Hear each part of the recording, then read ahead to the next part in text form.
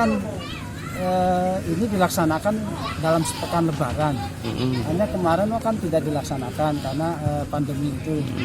Kemudian ada digagas oleh bidang kesenian yaitu Pak Ade bahwa jadi acara sesaji Rewonda tahun ini dalam bentuk mungkin film ya, pemberian pakan saya modifikasi dengan panjat pinang seperti itu. Sebenarnya hanya pemberian pakan gitu ya. Jadi hanya dalam bentuk panjat pinang.